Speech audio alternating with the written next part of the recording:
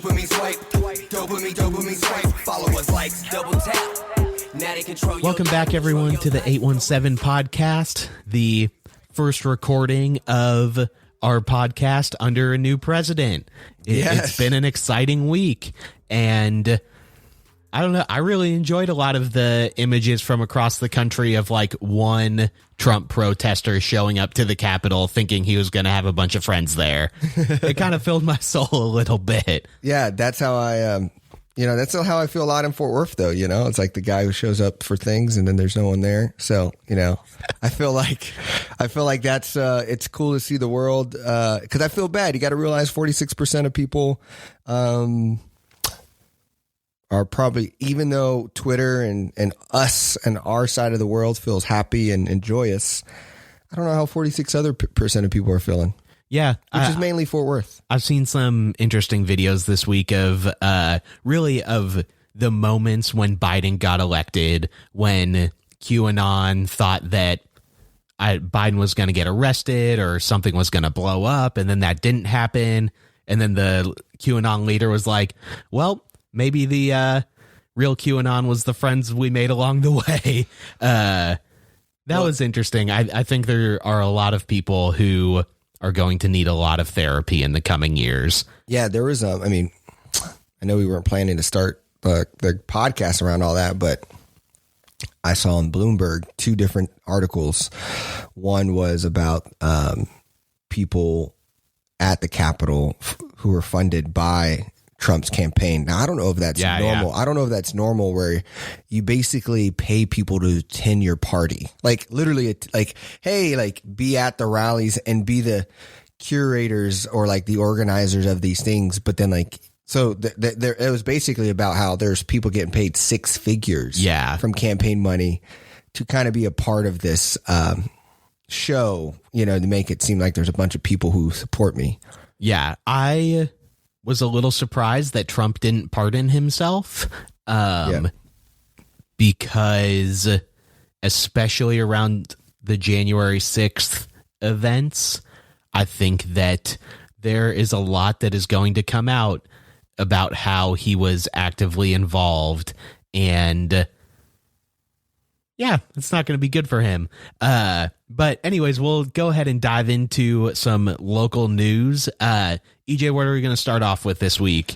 Let's do some, let's like really focus on like some city stuff. I think there's a lot of little things going on in the city, and then we're going to move our way up, kind of give an update on the COVID story. I feel like that's our big story. And then really just an update on the mayoral election that's coming and just all the juicy, goodness that's come from that. But yeah, let's go ahead and just kind of really hit, even just today, on Sunday's paper, we had, Hemphill's basically new task force around where it's city working with, I guess organizers who are looking to remodel that area, which is the street going into near South Side. It's a large Latino population, lot of more blue collar, low income neighborhoods, but obviously that was what near South Side was at one point. So with already the, near South Side pretty much at capacity, it's starting to move down to Hemphill, and, there's just local small business, people who are worried about that. Yeah. A lot of really great restaurants that, get passed over by most people going to Magnolia. But the Hemphill corridor, which is specifically sort of looking at Hemphill from essentially Barry to Magnolia or Rosedale, that general area was up to be rezoned in a way that would be very enticing to developers. The way that the city has tried to spin it or talk about it is not that we are trying to push developers to go in there, but this is more of an action speak louder than words. Like, they're trying to make the area more enticing to developers, and the community took notice. They weren't really communicated with. It's a largely Latino area. And sort of last minute, they started Hemp Hill No Se Vende to fight back, and it worked. It had that vote pushed back until at least March. And I know we covered this a little bit about a month ago, but it got front page of the Sunday Star Telegram recognition, and that's a big thing, with more detail into who is behind the project and what they are asking for. And the biggest thing that they're asking for is communication and collaboration. Like, people behind this effort have already been displaced from Magnolia because of the increases in rent and overhead costs. And now they're seeing the same thing is about to happen again. Yeah, I mean, even just look at this point in the story here. Before 2017, the Near South Side had 1,080 apartment, condo, or townhouse units. Since then, nearly 3,000 units have been built or are under development, making way for nearly 4,500 new residents, according to data provided by the Star Telegram in October. Here's what's crazy about that. Those residents in those places are pricey, right? And these are for new people who might be working in hospitals, kind of working in the area, which are good jobs. And so the people are getting pushed out. Where does I even remember when me and my wife was looking for housing, we were actually looking out at like South, like Jennings, way down. But I mean, even down there, it's like a crazy, like, I don't know if you've ever seen, like, it's very barricaded on one side, and it's like a Walking Dead scene. Like, they're just ready for like a zombie apocalypse. They're just going to block off this section. But no, I think this is cool. I mean, we'll see. A lot of this could be just really good PR. But we'll see. I mean, I think Hemphill is a beautiful street, and I know people are requesting it to be walking. I think that would be awesome. Yeah, absolutely. And they also painted a new mural on one of the buildings this week. That's awesome. That is really cool. That says Hemp Hill No Se Vende. Yeah, I would encourage you to venture off of the Magnolia or South Main areas and go patronize one of those places with to go, or check out some of the shops. There are a lot of really great spots. And I think one thing that the article points out, and Zeta is the one giving a lot of the quotes from the city, is that the city continues to be reactive instead of proactive, especially in terms of communication.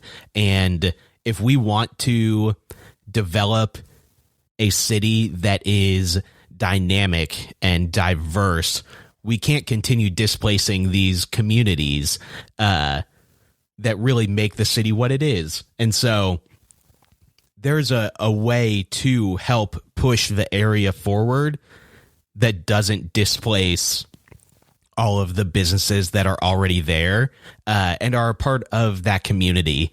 So the vote has been pushed back until at least March. It'll be interesting to see if there is better communication moving forward, because this group is starting to gain a good bit of notoriety, and what that communication looks like and how it could be a model for the city moving forward. Yeah, and it looks like, pretty much throughout February, there's going to be community presentation and discussion via Zoom. Actually starting January 28th, and like the last one's February 25th. And there's 1, 2, 3, 4, 5, 6, 7, 8, 9, nine meetings around what to do in the corridor. So ways to get involved, ways to kind of keep up with that. What is your thoughts on, I know was also in the story about the Heritage Park and this like river access and like funding that way. Like, what do you see? Would you, if let's say you had to say, hey, we're voting for money to do this river kind of thing, or more, or money over the Hemphill, what's your kind of, because to me, as we were thinking about what to talk about today, now I'm like, well, it seems like, would it make more sense to help out a neighborhood like Hempfield than even Heritage Park. Like I know that could be different funding and money for different reasons. What are your thoughts there? Yeah, and please explain what we're talking about with the Heritage Park. Yeah, so this sort of bases off of an article that came out March of last year, and that's that the city wants to redevelop Heritage Plaza, which is on the backside of City Hall, sort of if you're heading up North Main out of the city towards the drive-in movie theater and Panther Island Brewing. And they essentially need $20 million to turn the area into this really dynamic park area that gives access to the river. Really would just be a great highlight of the city. The rendering on the article is really beautiful. But it came back into the news on Tuesday as Fernando Costa, who's an assistant city manager, told city council members the city could look at using $12.5 million from the upcoming 2022 bond program, which requires voter approval for this project. Essentially, they just need a good bit of funding that they don't have to make this happen. Restoring just the plaza would cost about $2.5 million plus 1.3 for the new landscaping that they've proposed. The river staircase and canopy would cost about $7 million, and the water feature would be an estimated $1.8 million. Yeah, I don't know if these are like mutually exclusive things at all. But this is something that I believe would be on our May ballot for a bond program for 2022. It's something that the city has done pretty frequently. The last one was in 2014, I believe. But I am all for creating more beautiful and accessible green spaces in the city. And this is one in an area that, has been basically left vacant for over 10 years now. Heritage Plaza has basically been blocked off since like 2007. Yeah. And it should be one of our shining points just due to the access and where it's located. Yeah. And I think it's so cool to see how the potential of that becoming something that then expands and really starts being a nucleus to the potential of what a Riverwalk or access to the river can look like. Yeah, I think this makes a lot of sense with the Panther Island project, which the first of those bridges is set to open, I think, in February. The White Settlement Bridge, which is really exciting. But the architecture in this specific feature really seems to mimic a lot of what's going on in the water gardens. Yeah. And I think that's a really just interesting dynamic to the city where you can sort of like lead people from one area to another. There's a purpose to walk through downtown as opposed to like, oh, I parked at the water gardens, did a little loop around the convention center, got back in my car, headed out. Yeah, yeah. What's your take on the water gardens? Are you like... Because I feel like a lot of people come and to see it. I mean, and then it's nice. I mean, yeah, it's nice. I mean, maybe it's like our Alamo, it's like, hey, all right, we saw it. There it is. Yeah, let's go get some margaritas. Yeah. I can't remember the last time I went. Yeah. I think it's cool. Yeah. I think it's, and I guess that's, I think for me, I guess, maybe it's not, the fountains are not what would do it for me. It's the green landscaping and the feeling of, to me, it's more of like the feeling of nature is a part of your ecosystem downtown, right? Yeah. I don't feel like Austin, for instance, has like, oh, I'm going to go see this. It's just like, wow, it just feels very earthy. Yeah. While I'm around my city. I wish that it felt a little more walkable from South Main. Like I know that they've obviously done a lot to develop the the roads that go to the south side from downtown.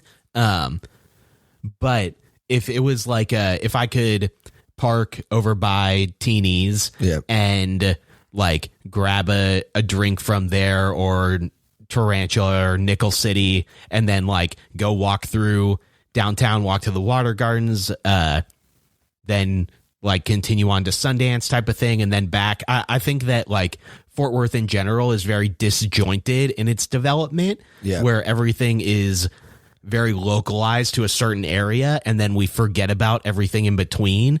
And so instead of feeling cohesive, it's like, oh, I go to this one place, I park my car, I do what I'm going to do, I get back in my car, I go to this other place, instead of I go park in one place, I go walk around for 4 or 5 hours, like doing different things. So that's sort of how I feel about the water gardens. I think it's going to be cool to see.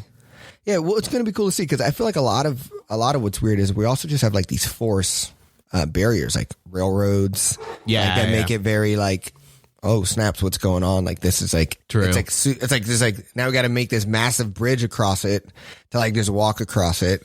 So yeah, I think we have a lot of these like old historic force barriers in a way. What's interesting though, we never really jumped into the whole bird game. I feel like in Fort Worth, where the scooters, whatever, that were all like they're trashed around Dallas. Which I'm saying I'm anti those, but it was interesting that I could see Fort Worth could have maybe utilized them though a little maybe better than a Dallas could, being that you could connect from City Hall all the way down to West Magnolia on a scooter. True. And that road coming out of Maine is one of the few that has like a very large dedicated bike lane too. So just be scooting down. Yeah. Be like Mario Kart, like going against you. While we just, after more and more cocktails, it just gets interesting. Well, I know we, cool stuff, just kind of updating like little investments going on in the neighborhood as you're looking at what to vote for, what to stand up for, realize we're creating the community. And one of the things that I know we wanted to talk about as well is just kind of update, obviously, on the COVID crisis, what's going on here in Tarrant, how that is looking. And what's really neat is that, Texas, the state, has 77 locations being extended to areas across, and North Texas has a few. And so that's really exciting. I've seen us a lot of beef up in the rural areas. I think the speed of which deliveries happen, I know we're only at like 50-ish%, and there's like 12 states ahead of us, but like they're like West Virginia. Yeah, we were the first state to 1 million, but saying anything positive about vaccine distribution is mostly calling yourself like the best of the losers. Yeah. It's like you're starting for the bench warmers. Totally. Yeah. So, but I know the big story. Go ahead. Yeah. The big news this week was that Tarrant County will prioritize vaccinating people in the 10 zip codes most affected by coronavirus, officials said Tuesday, which when you read that, you go, oh, like that's not a bad thing. The way that they have quantified that, though, is looking at zip codes that have been hardest hit over the past month. And the pattern that we have seen with COVID is that it started out affecting minority communities, a lot of like frontline workers, people who couldn't afford to stay home from work the most. And because of the indifference of larger American society towards the pandemic, we're generally in the spot that we are now.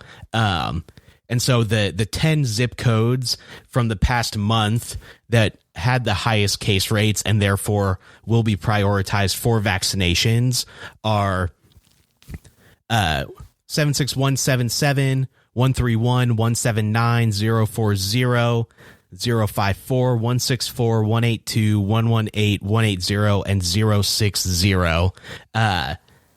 Which if you go look those up on a map, they are predominantly white areas, which, surprise, surprise, like the white people have put off caring about the vaccine, have generally, have put off caring about the pandemic, have generally just sort of flaunted themselves, and now they're being rewarded with getting vaccinated first.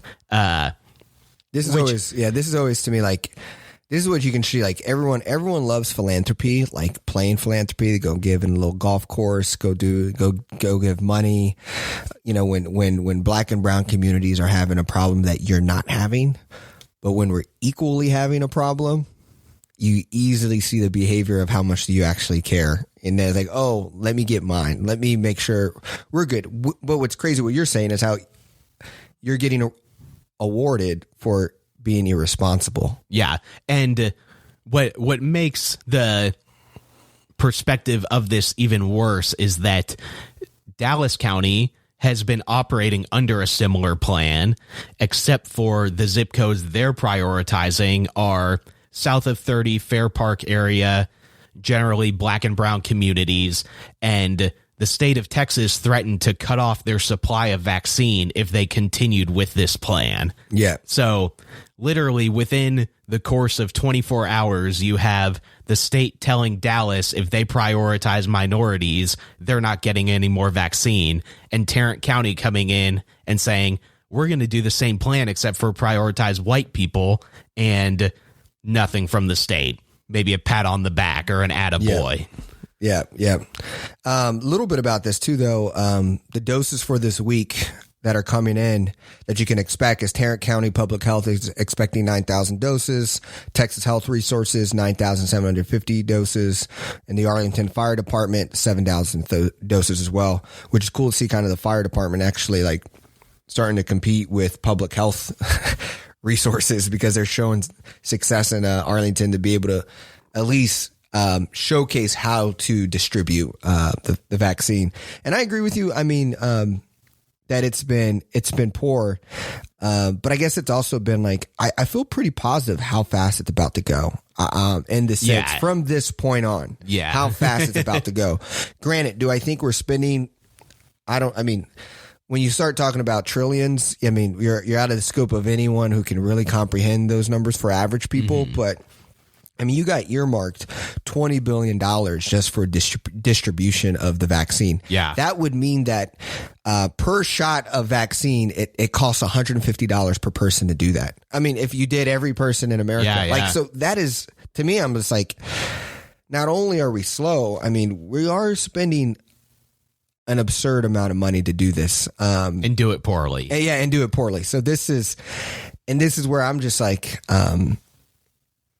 I don't know. I guess I get agitated because you are pro government supports and services and how we spend our money, but I feel like you get some more innovative processes or people to lead or help out. That would have been there would have been some. People could have found a better way to. Yeah, do that. I mean, I think that we were dug into a pretty big hole. Yeah, and there's not really a way to dig a new hole until you climb out of the one that you're in. I think that if you put a classroom of supply chain undergrads on this, could figure out a better way than what we're doing now, which is somebody who graduated with a supply chain degree. And I think it's cool to it's not cool. Well, I think the other hard issue is like, I guess what maybe happened. I mean, you're seeing this in more like New York and California is all right. They're like, oh, we have limited doses. And it became like this. Who do we decide to actually give these to? And was the longest part. It was like deciding and how are you going to vet all these people? And I don't know if that's a part of what slowed us up. It was like, okay, cool, we're getting doses, but who do we give them to? Or maybe also, the federal government at the time, they were just focused on can we look good by getting vaccines and saying, oh, we have the cure, we're here to save lives, but you're going to be out of office by the time you actually need to actually have a plan on how you're going to distribute these. Yeah, well, they were more focused on how can we stage a coup of the government as opposed to how can we vaccinate these people. But it's a really tough look for Tarrant County and a very poor decision. Like Yeah. in and of itself, the plan to focus on zip code is not a bad one. Yeah. But when you're basing data over the past month, and even one of the questions they ask you when you're getting vaccinated is, have you had COVID in the last month? I don't know. Like when you have the flu, you're not supposed to get a flu vaccine within 30 days. Yeah. And so I don't know if that works the same with COVID, but if it does, then we are supporting the people that we shouldn't be giving vaccines to yet by offering it to them first. Yeah. So the breakdown of it is that 50% of our supply goes to these prioritized places, and then 50% just sort of makes its way through the line. I think I saw that Tarrant County had somewhere around 280,000 people currently eligible, and had vaccinated like 46,000 or something like that. So we're not moving particularly fast, and now we're bumping a bunch of people to the front of the line who haven't really been affected by the pandemic, or if they have, they've been affected by it for the last month as opposed to the last 11. How do you feel about, like, as also a small business owner here, like, do you feel like we're currently at the right restrictions and rules still as what should be open and how it should be open? And I mean, we're pretty much open, but with limited seating and stuff like that. I mean, you're just looking at, like, for instance, right? I mean, if you look at places in like Europe, they're going like, all right, 6 p.m. curfew, 6 a.m. curfew. You have, California where they said, hey, we need you to make all these requirements to do outside dining, and then they spend $30,000, and then psych. Now we're going to cancel just going out as a whole. Yeah, I mean, Do you feel like we did good on that part? No, we're so far past where we could have done well at anything. Yeah. Because the way that Europe did do it is they, essentially got rid of the virus, lifted restrictions, let people do their thing, and now that there's been a spike, have put the restrictions back on. What we did is, or let's take California, for example, like, because each state doesn't operate in a vacuum, like there's people traveling between states, you obviously have this extra spread that you can't contain to just California. And so you've been trying to restrict Californians when there are so many other people coming in and out. Yeah. There hasn't been the government support to ask businesses or people to stay shut down. Yeah, I mean, with where we are now, like, Texas shouldn't have been operating in any sort of capacity since last March. Maybe for like a month over the summer, and maybe like September, October-ish, pre-Halloween. I guess post-Labor Day, pre-Halloween, we maybe could have fit a couple months in there. But yeah. I think the other side of that, though, is like what you're seeing, though, is like the people don't care in Tarrant County. We just, like, you could put whatever restrictions. Yeah, exactly. Everything's Well, and full. that's So why it's like the tough thing is like, okay, how much is it? It is what it is. People are going to be ignorant, and Yeah, well, that's what it like at this. We live in an individualistic society. Yeah. And our culture has been very much so morphed and promoted into being an individualistic society. And so any sort of restrictions at this point don't matter, because people are just going to do what they want, and they know they can do that without being punished. Yeah. So yeah, it's like Israel has seen a really quick turnaround after they have gotten so many people vaccinated. Like, even with the like strain that has come out of the UK being prevalent there, they've seen such a sharp drop off in spread. And that's really our only go-to at this point is we can't go back to any sort of restrictions, because, like, I get taking California as the example, people just sort of said, screw it. Like, we're just going to hang out with our friends at home. And so we're just going to continue to see spread until we get enough people vaccinated. Yeah. Which we're doing a poor job of. But what's your like prediction here? What do you me and you, we're antsy. We're tired of this. People are tired of this. The amount of text messages I get, I'm exhausted. I've given up 1% of my life by the time I die, to this COVID.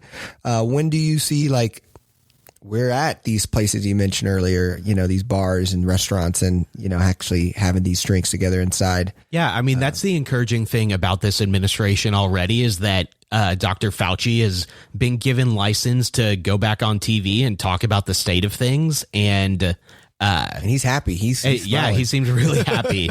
I mean, Joe Biden put out there this week that like we're looking at 600,000 American deaths, which I think it's pretty clear we're going to reach that at the pace that we're at. Dr. Fauci said that, by the summer, like we should realistically have enough people vaccinated that by the fall, things will start to look normal. So I would say by the summer, we're looking at some semblance of normal.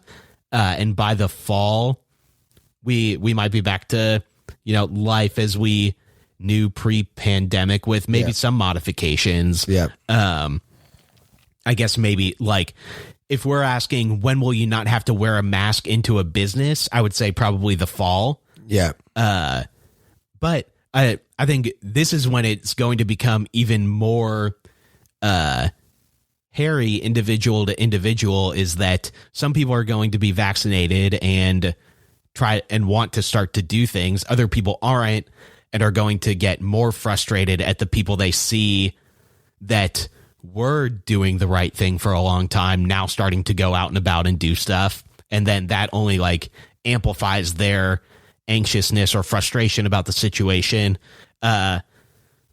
Maybe that makes them more likely to make different decisions. I don't know. I mean, I think we have a tough few months ahead of us, but I think by the summer, you'll probably still be wearing a mask into businesses, but numbers will look significantly better. Yeah. Yeah. Looking at our two predictions at the beginning of the year, we might both, not make them. My prediction was we would be virtual start of school in Fort Worth ISD. And that was because I thought maybe we did not know if this current vaccine supported stopping the variant. True. So, and then yours was Deborah Peoples and her becoming mayor. Us having a Democratic mayor. This mayoral election has gotten juicy. I mean, we have four strong candidates. Brian Byrd, which is not three strong candidates. We have four candidates. Brian Byrd is the one who we cannot have be our mayor. And then we also have Maddie Parker, who is another Republican candidate.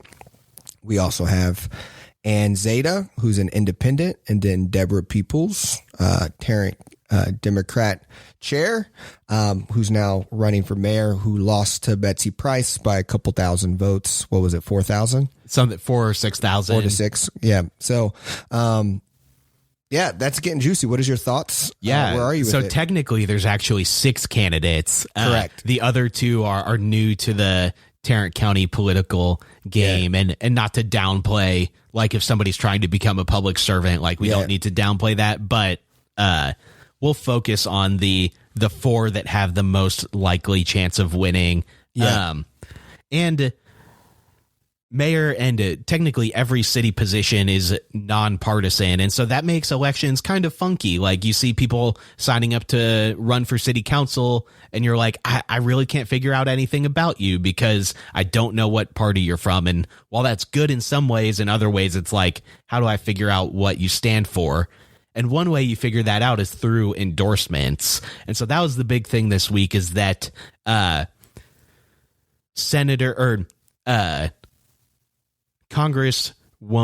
Kay Granger endorsed Brian Byrd, who actually almost beat Kay Granger in the last primary for her last reelection. So that's an interesting little twist. Maybe she wants him to be mayor so that he won't run against her again. who knows? But the big notoriety around Byrd is how much money he has already to spend on this campaign. I think at the number he has now, he would by far spend more than any other candidate ever has on a mayoral election. He'll probably outspend every other candidate combined and doubled. But now you look at, the other person who got the big endorsements, who we really just saw growing as a candidate, and now we both believe is the front runner and will be mayor, is Maddie Parker, 37-year-old CEO of Cradle to Career. Also was a chief of staff for Betsy Price. And worked for Kay Granger. So that was maybe the bigger wrinkle of why didn't she get Granger's endorsement. But she did pocket a few big ones this week, and those were members of the Bass family, the Barry family, Mike Barry, who works with Ross Perot Jr. and did a lot to redevelop the Alliance area. A lot of the people who vote typically in these elections are older, and that old Fort Worth crowd, I think we both believe, will really highly value the endorsements of people like the Bass family. Yeah. Those people that have been in Fort Worth for a long time, have invested a lot of money in the city, have a lot of money. So I think that for both of us maybe pushed what we see as predicting that Maddie Parker would probably win. Yeah. It will be interesting to see how, I think that's the struggle for people like Peoples or Zeta, is that the people with major influence over the local voting population in Fort Worth don't lean that same way. And so I think this will be very telling for Fort Worth. How ready are we to put action behind the social justice that a lot of young people have been rallying behind over this past year, and actually go vote in a local election? Because realistically, if Fort Worth votes the same way that it voted in really the last couple elections, this should be a landslide for either Zeta or Peoples, because we're not talking about Tarrant County as a whole, and a lot of the suburbs are where a lot of that major red vote comes from. This is just Fort Worth, which obviously still very big, sprawling area, but I would say leans 60 to 65% Democrat. Yeah. And while Zeta's technically an independent, we obviously know where Peoples falls. We can see that they both lean a little further left, with Zeta being more central there. And you have Peoples with the Democratic ticket. So, I mean, there's just going to be a lot of people who just vote party. Right. And so, that's going to be the benefit. But I'm still I need, Peoples to, this is a chance, to really get people excited. I'm still waiting to, where's the appearances? Where's the, the strong campaigns of just, this is a good opportunity. You have the Act Blue donation. We have people excited about Fort Worth and where it can go. Well, and it's not a crazy amount of votes that you need to get. If we're last mayoral election, I think it was 22,000 to 17,000. So we're talking 40,000 people. Start knocking on every door in 76104, 76103, further south into Stop 6 area. You've got area, you just have to get people to turn out. If any candidate can do that, they're going to win by a lot. Yeah. So do you feel I guess People's being kind of not like, is there could be a strategy that we still got a long way away? I mean, yeah, potentially. I mean, we're still we're still obviously a few months out. Yeah. Maddie Parker obviously and Bird have a built-in advantage of they appeal to people who regularly vote in these elections. If Zeta or people just have to get people to show up because population wise, I think they easily have the votes to win. Yeah. But they're trying to rally a group of people who typically don't see the value in voting in a local election. So that's where the rub is. And Zeta, I mean, she in the article about Hemphill had a lot of great quotes of what she wants to fight for, and that's equality and a voice at the table for a lot of these groups. And that's in an area that I don't know is part of her district. So that's, and I love her idea of the independent committee around redistricting. Right. That's the other big thing that she's been fighting for from the start is making sure that it's an independent board that is creating the new districts and 2 new seats that will be on the city council. Yeah. So and the reason why this is important is, basically your zoning officials, your district officials, based on how they zone those. We've been talking about this a lot, but if the way they can zone them might make them allow to put more people who vote like them in that district, even though that district might be a high diverse population or a population, if they were actually going out to vote, would maybe have more representation, which is why you're seeing that even though 35% of Fort Worth is Latino, Hispanic, we only have 1 seat. Right. Among the team. This is like how people have obviously talked a lot about Georgia this election, but this is essentially like the constructs of Georgia in Texas, where Texas is a much bluer place than its voting and its districting would have you believe. Yeah. That's obviously on purpose. So that's where this becomes really important, and having somebody on city council fighting for something super like cool. That is really important. Yeah. Especially when Brian Bird's not running for his council seat anymore, but one of his closest allies is running to fill his seat. If he wants to create a district to make it easier for his person to follow in his footsteps and win again, right now he has the power to do that. Yeah. And so that's kind of where we're seeing things play out.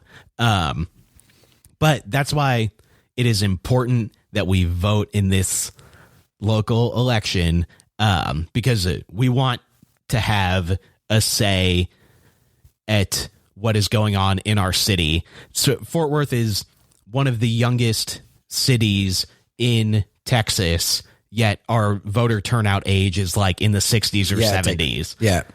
It's the millennials and Gen Z have to start to take over and advocate for what we want our city, state, country to look like, instead of allowing us to continue to be governed by boomers. Yeah, and I think so here's where what I like about this is I'm actually really positive about this group. Again, 3 of the 4. I would argue that 3 of the 4 for me right now has high B's on my ratings.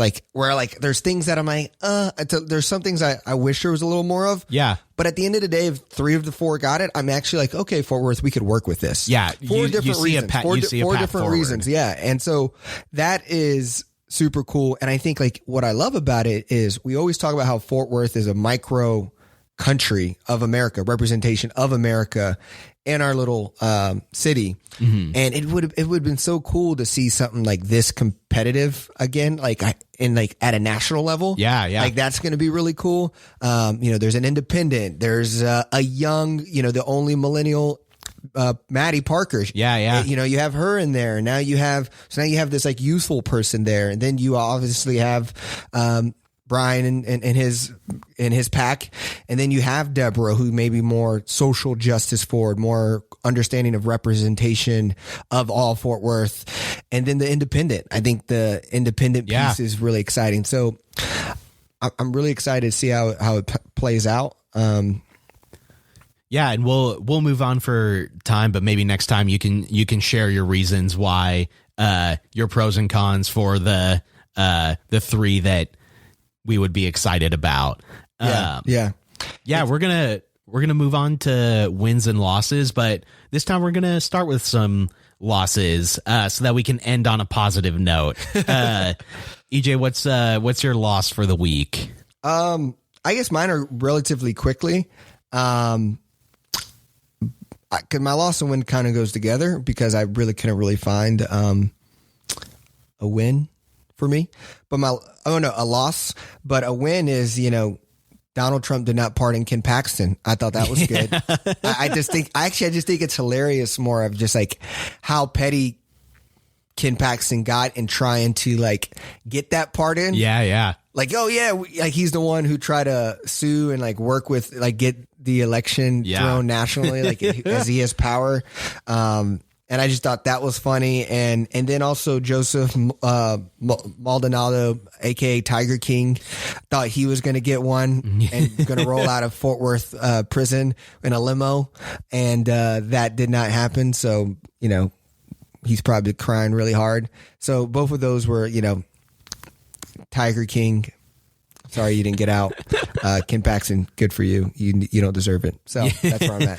Yeah, I really enjoyed seeing all of the people who have amplified and sucked up to Trump over the last 4 years not get pardons. I just thought it was really funny and really telling that Trump doesn't care about you. He doesn't care about anybody except for himself. I don't even think he cares about his wife. The joke was like, where is Barron walking out of the White House? Like, no one saw him walk out of the White House. Yeah. Is he like hiding under a bed somewhere? And it's like, okay, Joe, you're my dad now. Like, I finally got away.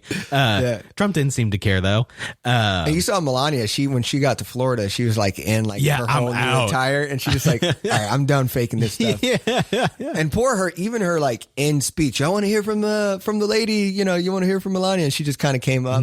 And I was like, bless your heart, like captive. But yeah, what are your what's your loss and what's your win? My loss, I would say, maybe there are some Fort Worth specific ties, but just the use of the federal death penalty that happened a lot right at the end of Trump's term, really leading up. Like Sunday, Monday, Tuesday, was just really sad to see. And the Fort Worth specific ties that a woman who was not psychologically well enough to comprehend her crimes, which I'm not saying that the crimes were not bad. Like I believe she killed her daughter. But she suffered so much abuse that she was not psychologically well enough to comprehend what she was doing, which would make her ineligible for the death penalty. She was executed. And the thing there too is I don't think they even said like she wasn't even aware that she was really getting like she couldn't feel the idea of actually being executed. Like, she was just like, oh, another day, like what's going on? But and I believe what made it weird was she killed a pregnant lady. Yes, she thought, and she took care of the pregnant lady's daughter. Like was able to keep it alive. I believe that's the story. And she was like, took care of it as if it was her own. Yeah. So it's like a wild story that obviously she is unwell enough to comprehend what is going on.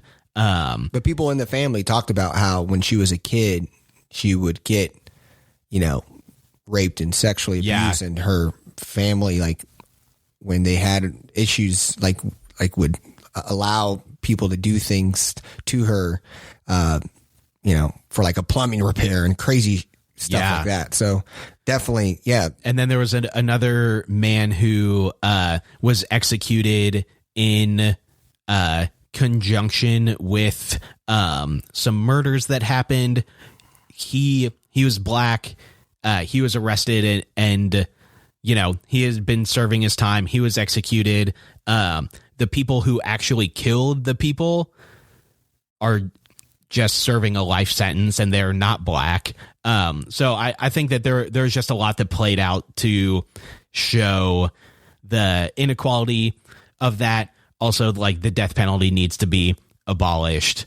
Like, it's not. Yeah. And for the Supreme Court to continue to vote along party lines 6-3 to overrule the stays. It was a really sad moment in this country's history that was obviously overshadowed by a lot of other things, but the first time that the federal death penalty had been used in a long time, and Trump basically went on a killing spree with it. So I'll say that's my loss. I'm happy that we're past that, and I don't think that will be used unless, another Trump 2.0 gets elected. My win is that a new artist is going to be creating a stickwork sculpture at the Fort Worth Botanic Gardens. Patrick. Wow, you had a heavy loss, and then he comes in with the art sculptures. I was like, geez, really hit us with the L, and then and here's some Capri Suns for your emotions. Go ahead, though. Patrick Doherty. This article is from FortWorthMagazine.com.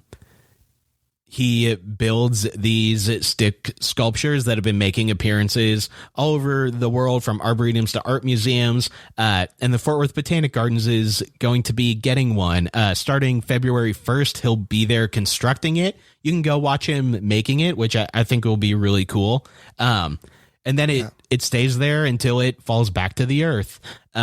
It's completely natural. And so from dust you come, and from dust you will return. There we go. And to dust you will return. And so the pictures of his work are really cool. I'm excited to see that go into the Botanic Gardens. That's just an exciting little thing. I guess my other win will be the Bernie memes.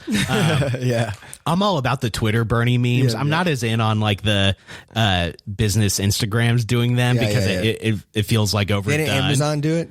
Amazon did something, and then AOC said something around like, "Oh, that's cool. Like, how about you give your people, allow your people to unionize or something like that in Alabama?" But the Twitter ones are great, and it was a really fun thing to distract. What's the take on Bernie being? What is your take on Bernie being that way at the inauguration? That's 100% how I would dress if I was going to the inauguration as a person in Bernie's position. So it made him feel really relatable to me. I mean, I just always, and people, so like I actually like think I'm inspired by like a Bernie, because I think what you do does hold weight. And if you actually do meaningful things, you create real change. Like, I don't think you get from a AOC if you didn't have a Bernie. And so like, we will never know a Bernie in history. Maybe like people won't learn about that guy, but then like his beliefs and being able to go against the grain, being an independent and being a hard worker for that change that you maybe gave 110% and the world gave you 1% of change, maybe 0.5% of change. And so, I feel like what was cool about him sitting there is like, it just looked like grumpy old Bernie who works really hard for a future that doesn't give him anything. And like, but he's okay with sitting here and like, all right, we got Biden, we got this J-Lo lady got cool. Like, let's give all this vanity emotion to you guys. Like, we're changing the world. And I'm just sitting here like, all right, I got to go drop off these things to the mail and go talk to this other person about how do we give, I'm going to go talk to Andrew Yang about how do we give universal basic income. And like, he just is a doer. And I love that. I feel like more people, like, that's what change looks like, is the guy who looks unhappy wearing mittens and just like looks like he's trying to get ready back for work, and this is just a stop in his day. I think that was inspiring. Yeah, I think he was sitting there dreaming, staring at McConnell, dreaming about how he's going to be dunking on him now that McConnell's part of the minority and Bernie is a committee chair. That's what I think he was doing. Awesome. Yeah, he's selling sweatshirts with that meme on it cool. for $45 and donating all that money to the Vermont Meals on Wheels, I believe. I think they're already sold out of every size. I'm about to say, and like, I mean, man, that's a lot of money for Vermont. I mean, it might be. I mean, that's it's like 12 people live there. Jeez, that's gonna be like the biggest business in Vermont right there. After that, holy moly! Yeah, awesome stuff. Yeah, I think it was a really front loaded week for local news. I feel like after the inauguration, all eyes turned to what Biden was going to do. And it's been really refreshing to follow his press briefings that actually happen again daily with a really skilled chief of staff, press chief. I forget what her title is. Yeah. I know what you're talking about. I'm stumbling. And see Fauci back on TV, see Biden like leveling us about where we are in terms of the pandemic and what we're going to do. So I would say all in all, a really encouraging week. Yeah, a little update here really quick, just before we let you guys go is, one, thank you for everyone who's like given feedback or just kind of message us and let us know how you feel about the show. It's been really cool to know like there's, I think this is truly an underground podcast where we honestly don't even look at a lot of the data or the analytics, but we do see that, you know, there's definitely a core of people. And I think the quality of the people who actually listen to this podcast is just showing like we're really thankful that you're someone in Fort Worth working to make change. But we have a lot of cool potential interviews coming up that we're really excited for.